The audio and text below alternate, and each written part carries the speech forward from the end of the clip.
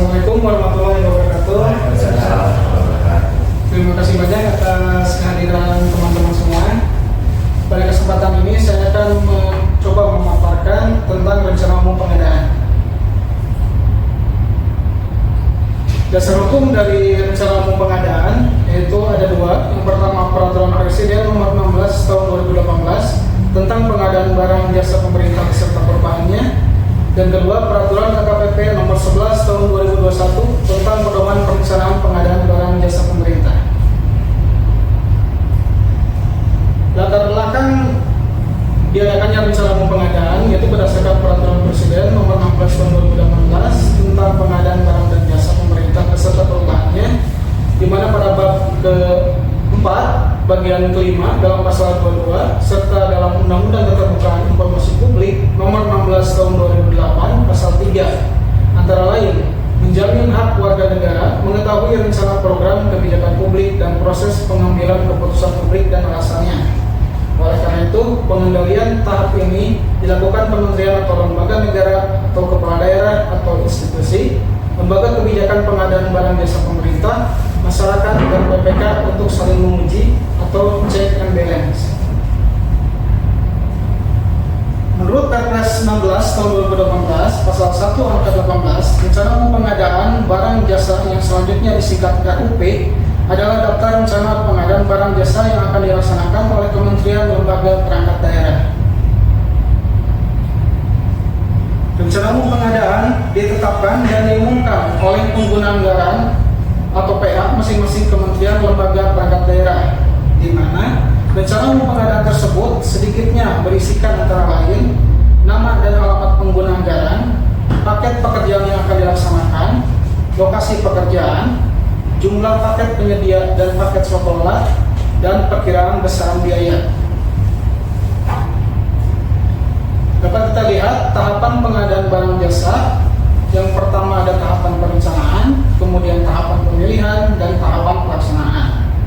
Untuk rencana umum pengadaan itu terletak di tahap perencanaan. Setelah tahap perencanaan nanti ada tahap pemilihan yang meliputi lelang atau seleksi, katalog, pengadaan langsung atau non transaksional, dan selanjutnya dilaksanakan oleh kontrak dalam bentuk SPK, surat pesanan, kwitansi atau bukti pembelian. Kapan kita menyusun rencana umum pengadaan? Untuk di APBN, rencana umum pengadaan biasanya dilaksanakan di bulan Agustus, September atau Juli dan Agustus, sesuai Peraturan Pemerintah Nomor 17 Tahun 2017 tentang penyusunan rencana kerja dan anggaran kementerian lembaga atau negara. Untuk APBD, waktu penyusunan perencanaan pengadaan dilaksanakan pada bulan Oktober sampai November. Diawali dari Musrenbang Desa, kemudian Musrenbang Kecamatan, Forum SKPD, penyusunan Renja SKPD Kabupaten Kota, Musrenbang Kota, penetapan RKPD, pembahasan dan kesepakatan KUH antara KDH dan DPRD, pembahasan dan kesepakatan PPAS antara KDH dengan DPRD, penyusunan RK SKPD dan RAPBD, dan 9 pembahasan dan persetujuan RAPBD dengan DPRD, kemudian evaluasi Rapeda APBD, penetapan Perda APBD, penyusunan DPA SKPD, dan pelaksanaan APBD Januari tahun berikutnya. Jadi rencana pengadaan di APBD itu dilaksanakan T-1 atau 1 tahun sebelumnya. Apa saja yang menjadi pedoman dalam menyusun rencana umum pengadaan itu meliputi 5 berdasarkan Perlen 11 tahun 2021 pasal 7 ayat 1. Yang pertama, identifikasi pengadaan barang jasa. Kedua, penetapan jenis barang jasa. Ketiga, cara pengadaan. Keempat, pemaketan dan konsolidasi. Kelima, waktu pemanfaatan barang jasa dan anggaran pengadaan. Perencanaan pengadaan terdiri atas ada 2, yaitu perencanaan pengadaan melalui swaklola dan perencanaan pengadaan melalui penyedia. Perencanaan pengadaan terdiri atas hasil perencanaan pengadaan sebagaimana dimaksud pada pasal 7 ayat 2 dimuat dalam RUP. Rencana umum pengadaan ini kita masukkan ke dalam RUP, di mana pengumuman RUP sebagaimana dimaksud dalam pasal 7 ayat 3 dilakukan melalui aplikasi Sistem Rencana Umum Pengadaan atau SIRUP, di mana batas waktu pengumuman RUP untuk pengadaan tahun berikutnya pada aplikasi SIRUP dilaksanakan paling lambat tanggal 31 Maret pada tahun anggaran tersebut. Dan ketentuan lebih lanjut mengenai penggunaan aplikasi SIRUP sebagaimana dimaksud pada ayat 1 diatur dalam keputusan Deputi LKPP.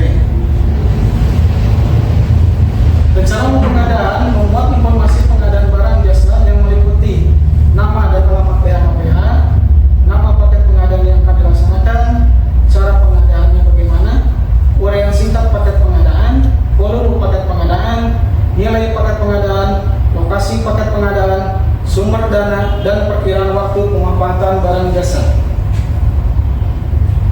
Terdapat ketentuan umum di dalam pemaketan barang jasa.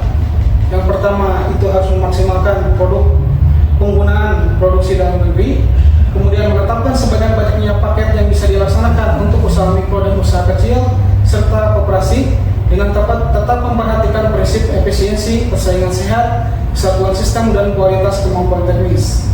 Dan yang ketiga, nilai paket pekerjaan sampai dengan 2,5 miliar itu diperuntukkan bagi usaha mikro dan usaha kecil serta koperasi dengan syarat kompetensi teknis yang dibutuhkan untuk menyelesaikan pekerjaan dapat dipenuhi.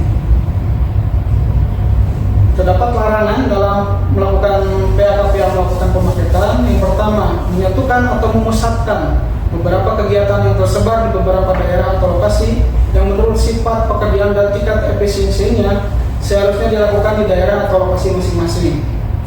Yang kedua, menyatukan atau menggabungkan beberapa paket pengadaan yang bila dipisah seharusnya bisa dilaksanakan oleh usaha mikro dan usaha kecil serta koperasi kecil.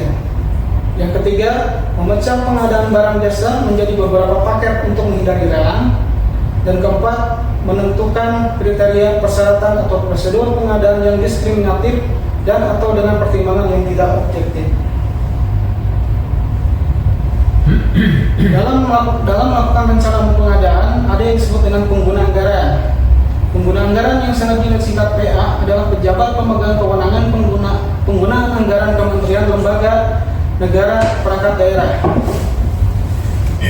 di mana terdapat tugas dan kewenangan PH-KPH dalam kaitan ini menetapkan dan mengumumkan RUP. Dalam menetapkan dan mengumumkan RUP, PH-KPH dapat dibantu oleh PPK atau pejabat pengadaan. Selain itu, tugas PA juga menetapkan penyelenggara software, menetapkan tim teknis, menetapkan tim juri atau tim ahli untuk pelaksanaan melalui sayembara atau kontes, menyatakan tender gagal atau seleksi gagal, dan menetapkan pemenang pemilihan atau penyedia untuk metode pemilihan tender paling sedikit di atas 100 miliar dan seleksi atau penunjukan langsung untuk paket pengadaan jasa konsultasi dengan nilai pagu anggaran paling sedikit di atas 10 miliar rupiah. Di mana PA untuk pengelolaan APBD dapat melimpahkan kewenangan kepada KPH. Tugas dan kewenangan KPH dalam pengadaan barang jasa melaksanakan pendelegasian sesuai dengan pelimpahan dari KPH. KPH berwenang menjawab sanggah banding terhadap peserta tender pekerjaan konstruksi. KPH dapat menugaskan PPK untuk melaksanakan kewenangan yang terkait, melakukan tindakan yang mengakibatkan pengeluaran anggaran negara, mengadakan perjanjian dengan pihak lain, dapat dibantu juga oleh pengelola pengadaan barang dan jasa. Dalam hal tidak ada personil yang dapat ditunjuk sebagai PPK, KPH dapat merangkap sebagai PPK. Ini tahapan-tahapan dalam perencanaan pengadaan barang dan jasa. Yang pertama, kita harus mengidentifikasi pengadaan barang jasa, kemudian menetapkan jenis pengadaan barang dan jasanya, menetapkan cara pengadaannya, pemaketan, konsolidasi bagi paket-paket yang sejenis, waktu pemanfaatan barang dan jasa itu kapan, dan besarnya jumlah anggaran pengadaan yang akan dialokasikan. Rencana umum pengadaan yaitu kita input ke dalam aplikasi yang bernama Sistem Informasi Rencana Umum Pengadaan atau SIRUP, di mana di dalam SIRUP ini terdiri dari 5 akun. Yang pertama ada admin PPE, di mana admin PPE adalah administrator sistem dari perwakilan suatu instansi yang mengelola aplikasi dan infrastruktur terkait pengadaan secara elektronik, admin pusat pelayanan elektronik. Yang kedua PA, pejabat pemegang kewenangan pengguna ketiga, kuasa pengguna anggaran atau KPH, pejabat yang memperoleh kuasa dari PA untuk melaksanakan sebagian kewenangan dan tanggung jawab PA pada kementerian lembaga yang bersangkutan. Kemudian ada pejabat pembuat komitmen, pejabat yang diberikan kewenangan oleh PA KPH untuk mengambil keputusan dan atau melaksanakan tindakan yang dapat mengakibatkan pengeluaran anggaran belanja negara. Dan terakhir ada admin RUP, di mana admin RUP ini berperan untuk membantu pejabat pembuat komitmen dalam melaksanakan identifikasi pemaketan RUP atau input manual paket RUP apabila pendelegasian pekerjaan telah dilaksanakan oleh BPK. Terdapat sanksi pidana bagi pengguna anggaran atau kuasa pengguna anggaran jika tidak mengumumkan rencana umum pengadaan. Berdasarkan Undang-Undang Nomor 14 Tahun 2008, Pasal 52 tentang Keterbukaan Informasi Publik, bahwa badan publik yang dengan sengaja tidak menyediakan, tidak memberikan dan atau tidak menerbitkan informasi publik berupa informasi publik secara berkala, informasi publik yang wajib diumumkan secara serta-merta, informasi publik yang wajib tersedia setiap saat, dan atau informasi publik yang harus diberikan atas dasar permintaan sesuai dengan undang-undang ini dan mengakibatkan kerugian bagi orang lain, dikenakan pidana kurungan paling lama 1 tahun dan atau pidana denda paling banyak 5 juta rupiah. Pasal 1 Undang-Undang Nomor 14 Tahun 2008 tentang Keterbukaan Informasi Publik, di mana undang-undang ini yang dimaksud adalah informasi adalah keterangan, pernyataan, gagasan, dan tanda-tanda yang mengandung nilai, makna, dan pesan, baik data, fakta, maupun penjelasannya yang dapat dilihat, didengar, dan dibaca yang disajikan dalam berbagai kemasan dan format sesuai dengan perkembangan teknologi informasi dan komunikasi secara elektronik. Informasi publik adalah informasi yang dihasilkan, disimpan, dikelola, dikirimkan, dan atau diterima oleh suatu badan publik yang berkaitan dengan penyelenggara dan penyelenggaraan negara dan atau penyelenggara dan penyelenggaraan badan publik lainnya yang sesuai dengan undang-undang saat ini, serta informasi lain yang berkaitan dengan kepentingan publik. Jadi dalam hal ini rencana umum pengadaan itu termasuk informasi publik yang wajib disebarluaskan. Kemudian saya juga akan memaparkan sedikit terkait contoh format identifikasi kebutuhan. Dalam menyusun rencana umum pengadaan, kita diwajibkan mengisi identifikasi kebutuhan pengadaan. Ada nama pemerintah dan pemerintah daerahnya, ada nama satuan kerjanya, PAKP-nya siapa, PPK-nya siapa, nama kegiatan programnya apa, subkegiatannya apa, outputnya apa, yang dibutuhkannya apa, termasuk nama jenis barang yang dibutuhkannya apa, kodifikasi barangnya maksudnya kemana, kemudian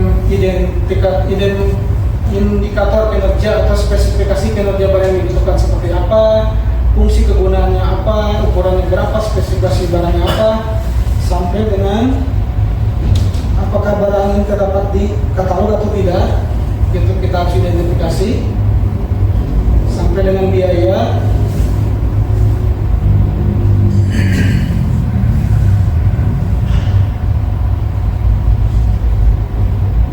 sampai ke aspek pengadaan yang berkelanjutan. Kita lihat juga dari aspek ekonominya bagaimana, aspek sosial, aspek lingkungan hidup.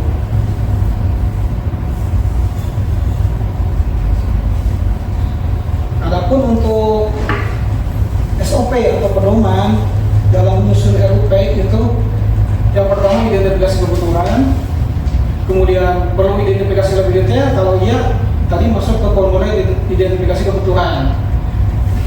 Kemudian dari formulir identifikasi kebutuhan tadi kita tetapkan barang dan jasa apa saja yang kita butuhkan untuk tahun depan. Kemudian kita tentukan cara pengadaannya bagaimana, apakah melalui swakelola atau melalui penyedia. Kalau melalui swakelola kita tentukan tipe swakelolanya, apakah tipe 1, tipe 2, tipe 3 atau tipe 4. Kalau penyedia juga sama, kita menyusun spesifikasi teknis atau angka, menyusun RAB, memaketkan pengadaan, dan mengkonsolidasikan apabila ada barang-barang atau jasa yang sejenis. Termasuk biaya, kemudian kita susun jadwalnya apakah barang ini akan dibutuhkan kapan. Lalu kita tuangkan ke dalam penyusunan anggaran formulir perencanaan pengadaan, kemudian ditetapkan oleh pihak KPA sehingga penetapan tadi dijadikan bahan untuk menyusun RUP dan akhirnya RUP ini ditetapkan dan diumumkan di dalam SIRO.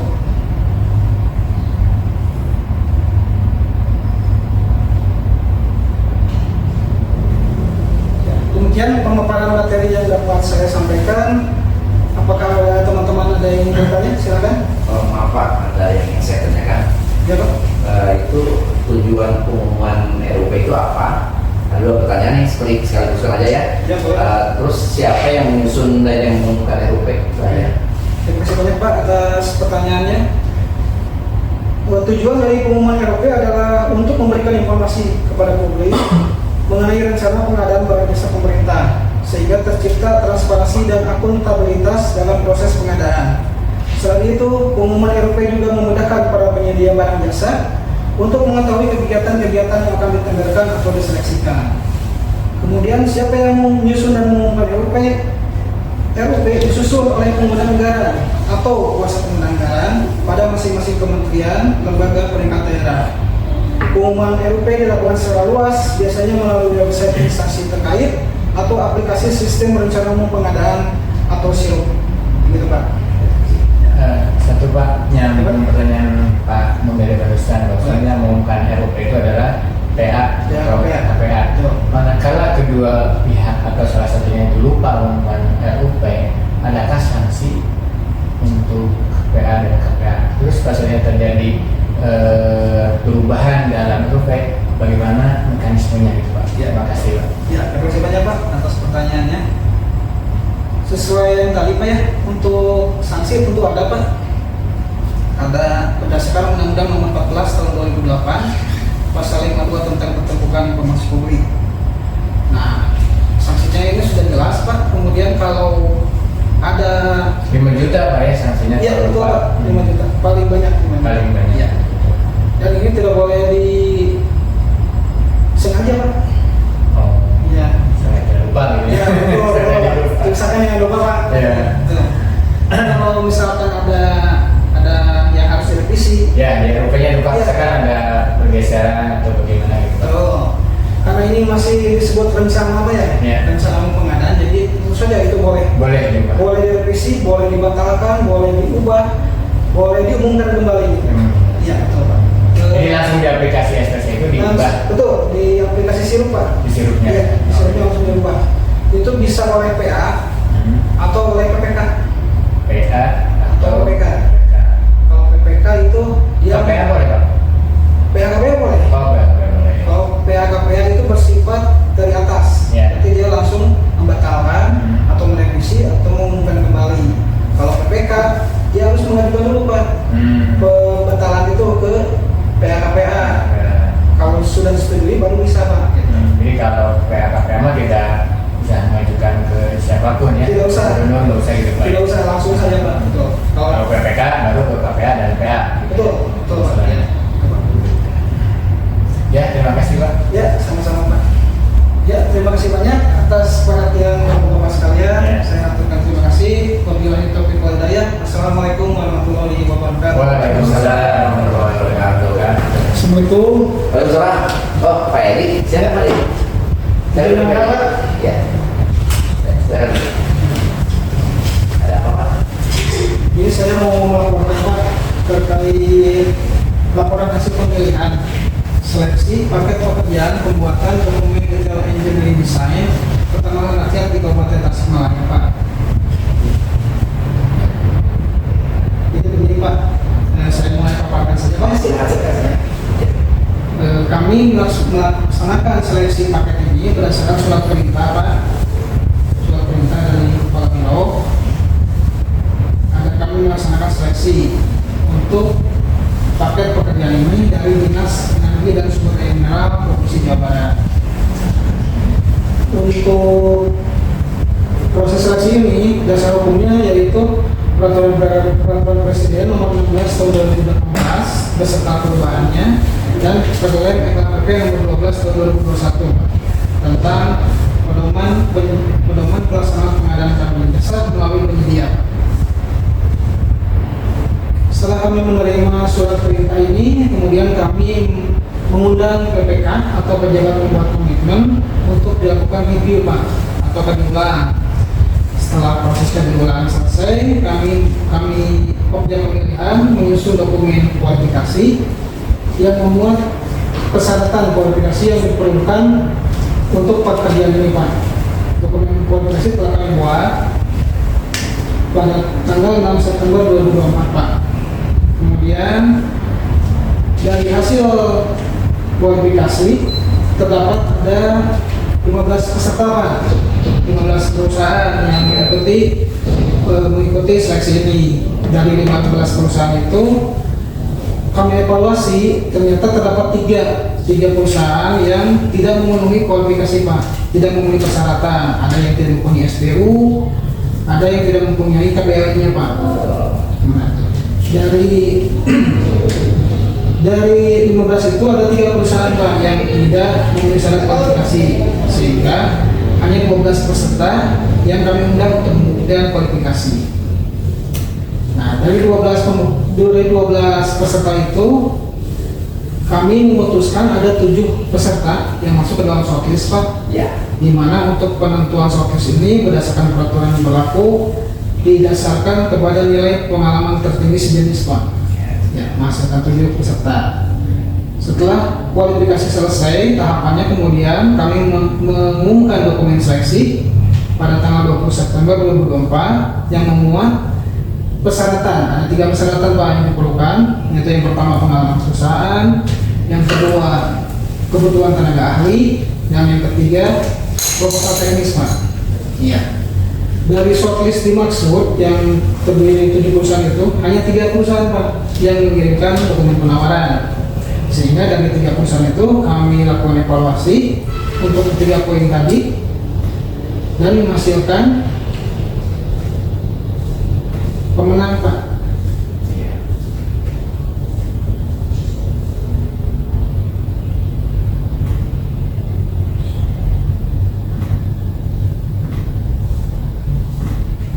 Nah ya Pak, pemenangnya ada 3 Pak.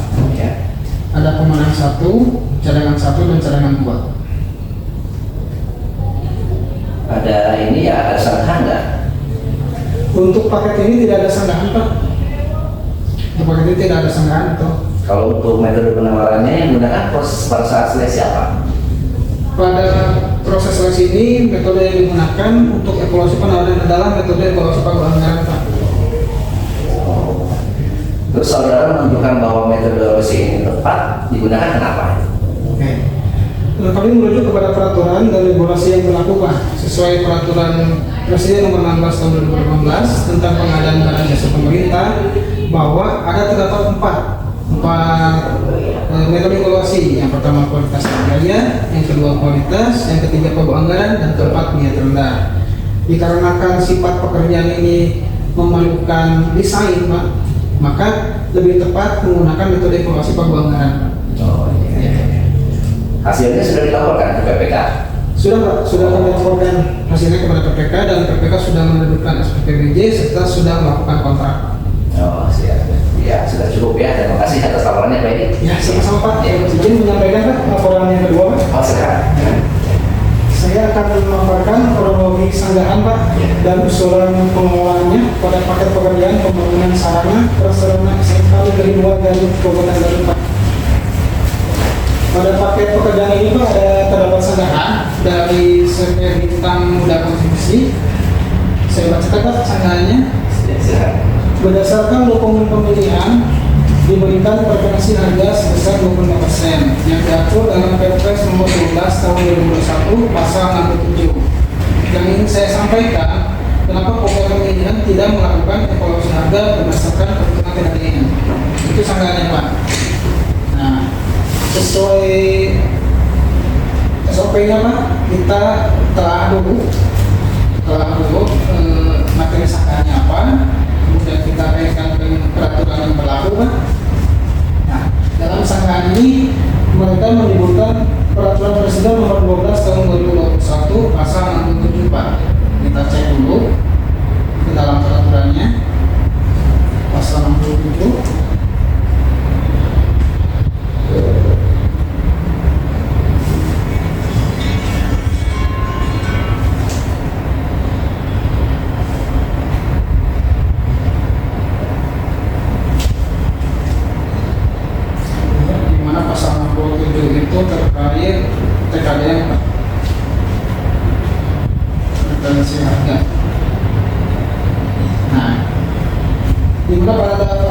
67, preferensi harga merupakan insentif bagi produk dalam negeri pada pemilihan penyedia berupa kelebihan harga yang dapat diterima. Preferensi harga diberlakukan untuk pengadaan barang atau jasa dengan nilai HPS paling sedikit di atas 1 miliar. Karena paket pembangunan sarana prasarana SMK Negeri 2 Garut Kabupaten Garut ini nilai HPS-nya di atas 1 miliar, maka kami Pokja Pemilihan memperlakukan preferensi harga, Pak. Ya. Apakah si pesertanya melaksanakan sama nih? Pesertanya tidak melakukan sangat banding, Pak, pada paket ini, Pak. Selain itu, menurut saudara, si peserta mengajukan usaha itu apa saja selain yang Bapak sampaikan barusan? Peserta menanyakan, Pak, terkait evaluasi, Pak, terkait evaluasi yang dilakukan oleh Pokja. Karena Pokja telah sebetulnya Pokja melakukan evaluasi TKDN, Pak. Pokja melakukan preferensi harga. Dapat dilihat pada acara hasil evaluasi akhir, Pak. Dalam paket ini terdapat 3 perusahaan dengan harga penawaran terendah, di mana 3 perusahaan ini telah lulus evaluasi administrasi, teknis, dan biaya. Nah, dari 3 perusahaan ini ada 2 perusahaan yang diberikan preferensi harga, Pak. Sedangkan yang satu lagi tidak, dikarenakan mereka tidak menyampaikan formulir penyampaian TKDN, Pak. Sehingga hasilnya setelah dilakukan perhitungan TKDN, tetapi tidak merubah nilai penawaran, Pak. Iya. Sehingga dari hasil perhitungan TKDN untuk CP Anugerah RJH itu asalnya peringkat kedua jadi peringkat pertama, Pak. Kemudian CP Manggala Aditya Tama itu asalnya peringkat ke-1 jadi peringkat kedua, dan CP Cipta Karya Niaga ini karena dia tidak meminta preferensi harga maka di posisi ketiga, Pak. Oh, iya. Iya. Jadi yang nyangka itu berarti tidak dihitung TKDN dan preferensi harganya ya? Betul, tidak dihitung, Pak, preferensi harganya karena itu berbentuk self-declare, Pak. Oke. Jadi pernyataan dari peserta bahwa mereka ingin diberikan preferensi harga, Pak. Siap-siap, kalau gitu terima kasih, sudah cukup jawabannya. Ya, terima kasih banyak, Pak, atas perhatiannya. Ya, sama-sama. Izin saya melaksanakan tugas lagi, Pak. Pasti rasakan, ya. Terima kasih. Assalamualaikum warahmatullahi wabarakatuh. Selamat pagi, salam sejahtera dan salam integritas bagi kita semua. Hari ini saya ingin mengajak kita semua untuk menyadari sesuatu yang sangat penting. Korupsi bukan hal yang jauh. Ia bisa terjadi di depan kita, bahkan dilakukan oleh orang-orang yang kita kenal. Yang lebih berbahaya, ia bisa terjadi oleh kita sendiri tanpa kita sadari. Oleh karena itu, mari kita bicara secara jujur. Apa sebenarnya korupsi itu? Apa bentuknya? Seberapa dekat ia dengan kita? Dan bagaimana kita bisa menolaknya? Apa itu korupsi? Secara sederhana, korupsi adalah penyalahgunaan wewenang atau kekuasaan untuk keuntungan pribadi. Tapi korupsi bukan hanya mencuri uang. Korupsi adalah setiap tindakan yang merugikan negara, mengingkari amanah publik, dan merusak keadilan. Yang membuat korupsi sulit diberantas adalah karena ia sering dibungkus dengan senyum, basa-basi, dan kebiasaan. Dan kadang ia terlihat seperti hal kecil, seperti mengambil sedikit uang sisa perjalanan dinas, tapi disitulah awal dari kerusakan besar. Bentuk-bentuk korupsi yang mungkin terjadi. Yang pertama, ada gratifikasi, di mana gratifikasi adalah menerima hadiah, uang, fasilitas, atau layanan dari pihak luar karena posisi kita. Misalnya, menerima palsel dari rekan proyek, diberi fasilitas hotel saat menjadi panitia. Apapun bentuknya, jika itu berhubungan dengan jabatan kita, itu adalah gratifikasi. Kemudian ada yang disebut dengan suap. Suap adalah memberi atau menerima uang agar keputusan tertentu dibuat. Contoh, penyedia jasa menyuap agar menang tender, atau kita menyuap agar tidak diperiksa. Suap itu bukan hanya memberi uang, menerima pun termasuk tindak pidana. Kemudian ada markup anggaran, memanipulasi harga lebih tinggi dari kenyataannya untuk mengambil keuntungan. Misalnya, membeli alat seharga 1 juta, tetapi dilaporkan 1,5 juta. Selisihnya masuk kantong pribadi atau dibagi-bagi. Itulah korupsi. Kemudian ada yang disebut nepotisme dan kolusi, di mana memberi pekerjaan atau proyek kepada keluarga, teman atau rekan bisnis tanpa proses yang benar, atau menyusun dokumen pengadaan sedemikian rupa agar hanya satu pihak yang bisa lolos. Kemudian ada yang disebut dengan penggelapan, yaitu mengalihkan dana atau barang untuk kepentingan pribadi. Sebagai contoh, dana konsumsi kegiatan disunat, honor narasumber dipotong tanpa izin. Kemudian ada yang disebut penyalahgunaan aset negara, di mana menggunakan kendaraan dinas untuk kepentingan pribadi, memakai fasilitas kantor untuk usaha sampingan, atau pinjam aset pemerintah tetapi tidak dikembalikan. Semua bentuk ini mungkin terdengar sepele, tetapi jika dibiarkan akan menghancurkan sistem secara perlahan. Sekarang, mari kita lihat dampak dari korupsi. Sekolah rusak karena dana bangunan korupsi, bantuan sosial tidak sampai karena dipotong di tengah jalan, layanan rumah sakit tidak optimal karena alat kesehatan tidak sesuai spesifikasi, rakyat kehilangan kepercayaan kepada pemerintah karena merasa dipermainkan. Dan yang lebih menyakitkan, generasi muda mulai percaya bahwa jujur itu bodoh dan korup itu biasa. Inilah warisan yang ditinggalkan oleh para pelaku korupsi. Ayo, kita bisa menolak, tapi kita tidak harus ikut-ikutan. Kita bisa menolak korupsi, dimulai dari diri sendiri. Berani berkata tidak saat diajak bermain anggaran, menolak gratifikasi dengan melaporkannya kepada atasan, melakukan pengadaan sesuai aturan, transparan dan kompetitif, melaporkan pelanggaran secara berani dan bertanggung jawab, membangun budaya kerja yang bersih dan terbuka.